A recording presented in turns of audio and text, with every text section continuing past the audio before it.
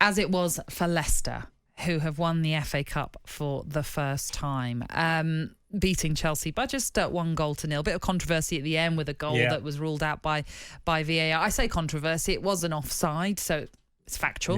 But obviously it looked as though that the game may well have gone to extra time with that Ben Chilwell goal, but in the end VAR intervened and it was deemed offside. But just in general, your reaction to the game yesterday? Better team won. I think they had better performances. I thought Ndidi and Tielemans in midfield. I felt Kante was very much him against them too, because I thought Jorginho was playing far too often in deep areas and couldn't really get around to help Kante even more. I thought Ziyech was poor, and he's a very technically gifted player. Werner was terrible.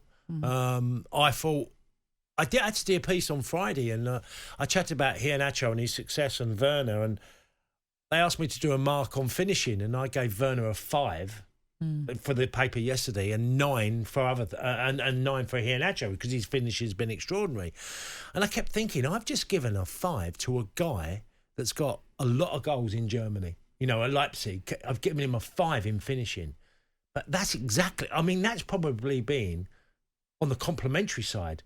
5 since he's come to Chelsea, because his finishing has been woeful, and he makes a lot of bad decisions for a striker.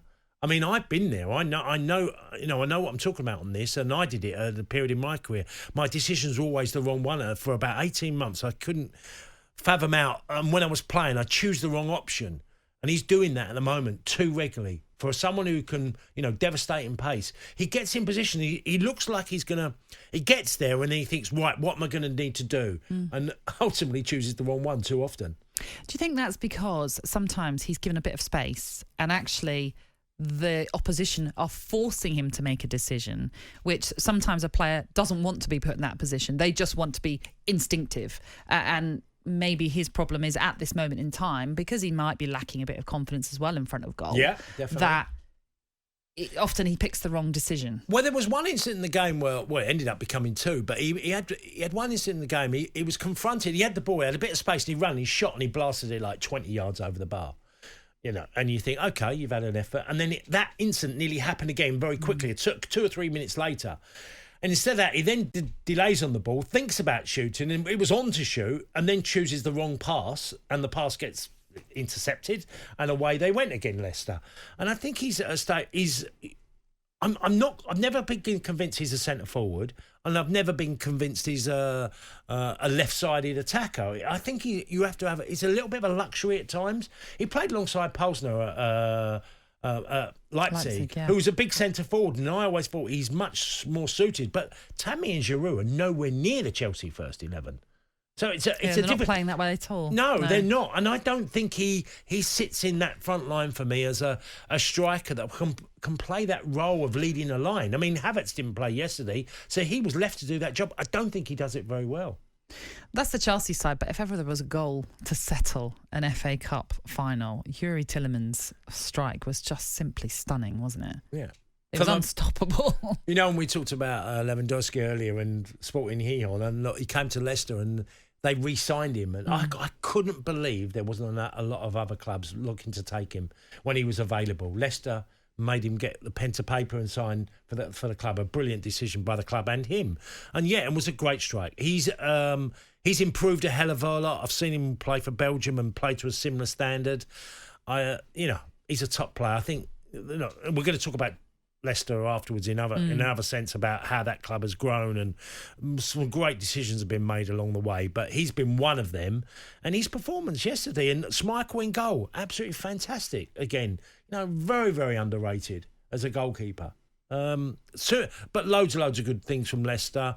It was a pretty dire first half in some ways. There was no shots on target. Very briefly but on it that. grew. It grew. It did grow, but it was one of those games where I know you said it in our little WhatsApp group that you were saying it wasn't a great first half, but some of us were discussing beforehand how we were enjoying it, and maybe that's because we were swept up in the whole affair. The fact the fans were back, you had an atmosphere.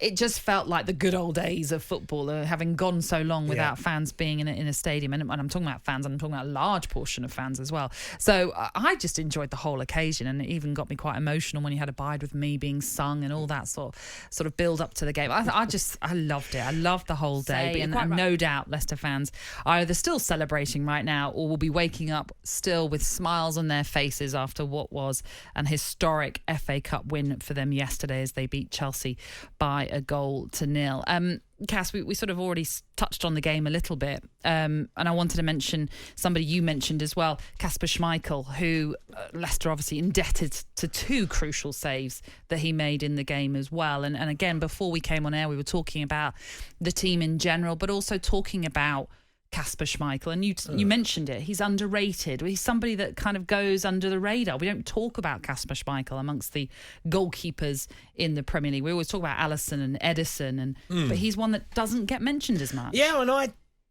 was thinking about this a few weeks back about Kasper Schmeichel, and thinking how good and how mature, and obviously having a dad as a goalkeeper that was so successful, you're always being compared to, aren't you? And I sort of come to the conclusion that I thought he'd probably been as good a goalkeeper in the Premier League this season without the FA Cup tie yesterday.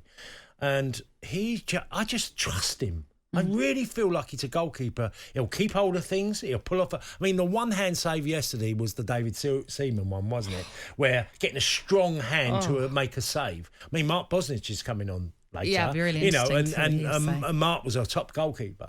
But that one-handed save, and that's from the Mason Mount. Yeah, the Mason Mount effort. Yeah. But generally, I just think he has a lot of authority. He knows how to be between the sticks. He's got quick feet. All the things that I'm told makes great goalkeepers, he does. I think he's been as good as anybody this season. I really do. I think you'll hardly see big mistakes from him. He isn't a spectacular a goalkeeper where he pulls off these saves that feel a little bit for the cameras type of goalkeeping.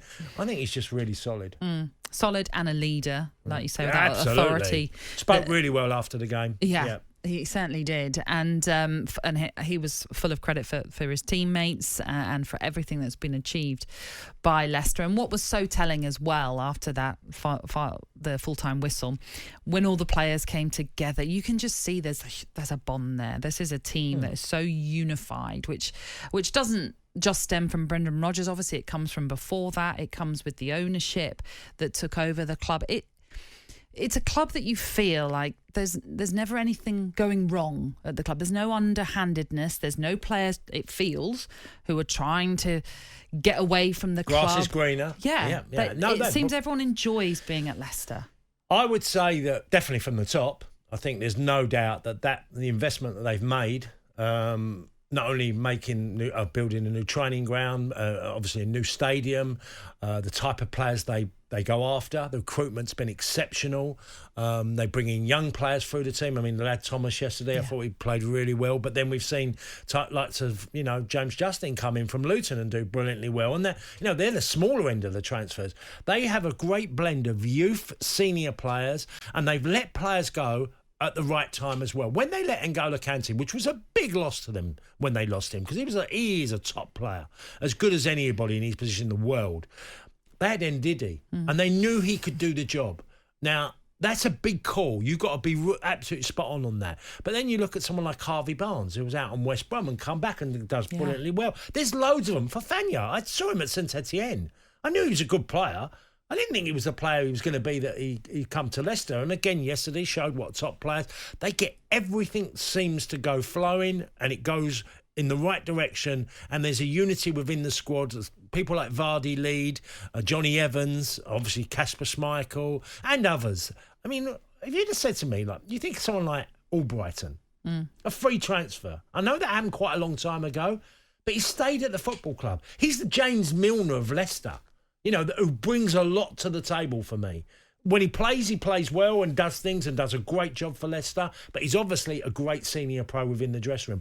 I think they're blessed to have certain things, but I also think it comes from the very top of the football club of how it's run. Yeah, and obviously we should stress as well with the King Power owners, they also brought the whole city together. Yeah, absolutely. It feels, and the fans, very much a part of the club. You feel, because they really get them involved. You saw on social media some of the stuff that they were all sent out to get into the mood for this cup final, and it certainly paid dividends. That's special, Nat. That Absolutely. Relationship. When you have clubs that the fan, we're seeing at the moment, obviously what's happening with this European Super League that was muted and didn't come about, this is the complete opposite, isn't it? This is a club that clearly are working for everything that Leicester stand for as a club and as a city. And I think they all buy into it. They all trust the owners. There is nothing going on. It's complete opposite what we're seeing at the biggest clubs in the country happen. And that's it, because when the owners took over the club, they promised success, they wanted success, and that's what they're delivering right now. And you saw when the chairman, Top Srivadama Prava, when he was brought on after the game, when he was brought on with the team, with the fans, you could see the love that they have for him, the love that they obviously have for the family. There was no side issue. It wasn't like, oh no, he's coming on the pitch, we've got to celebrate with him. It was a very genuine sort of, you can see there's a relationship there with everybody, and it's incredible what the owners have done with Leicester and as I say, bringing that whole community together. Well, let's remember that they've been a club since 2016 win the title. They've been a club challenging every season. Yeah. Whether they've not quite got to the Champions League spots, they've been there. They've been a club that, they sacked a few Chelsea managers by, they've done it to Jose Mourinho when he lost his job. Frank Lampard lost his job after playing Leicester. They are a club that I think a lot of it. What are you suggesting with Thomas Tuchel? Well, I'm sure there's a lot of big clubs who are very envious the way Leicester are run.